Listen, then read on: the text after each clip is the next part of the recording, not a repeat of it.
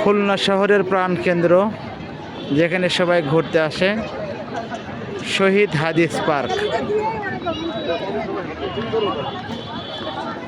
যিনি শহীদ হাদিস জিয়াউর রহমান বাবু 1969 সালের 21শে ফেব্রুয়ারি আন্দোলনের সময় শহীদ হয়েছিলেন, তার নাম অনুসারেই এই পার্কটির নামকরণ করা হয়েছে শহীদ হাদিস পার্ক। এটা আগে নাম ছিল জিন্না পার্ক, তার আগেও নাম ছিল গান্ধী পার্ক।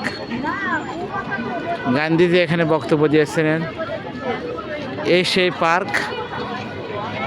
এখানে যারা ঘুরতে আসে, অনেক দর্শনার্থী এখানে কেন্দ্রীয় শহীদ মিনার এই জায়গাতে অবস্থিত।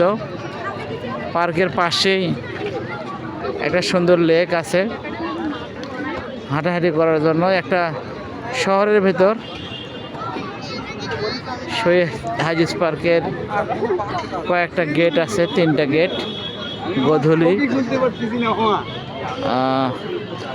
আমি একটু দেখাই আপনাদের, অনেক সুন্দর ফ্লাড লাইট দেওয়া, এরকম দেখেন ঝকঝকে, রাতের আলোতেও মনে হয় দিনের আলোর মতো ঝকঝক করতেছে।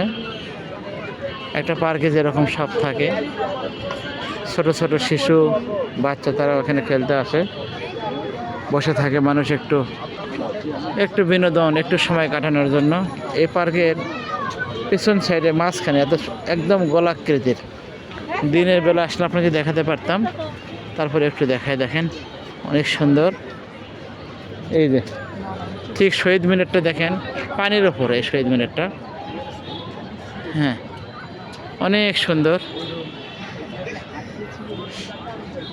এই যে চতুর্দিকে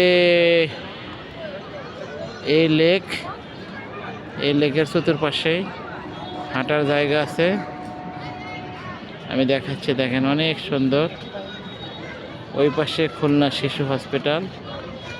হাদিস পার্কের দিনের বেলা একটু ভালো লাগতো, আমি দেখালাম। এই যে দেখেন, হ্যাঁ এটাই হাঁটার রাস্তা, এই রাস্তাতে সবাই হাঁটে। এই যে এই রাস্তাতে সবাই হাঁটে, এটাই চতুর্পাশে আছে এই রাস্তাটা। হ্যাঁ এই দেখেন পার্কে ভাইয়েরা গুলি করতেছে। কয় টাকা? হ্যাঁ 8টা 20 টাকা না 10টা 20 টাকা দেওয়া যায় না? দেন, আমরা একটা গুলি করি। শিহান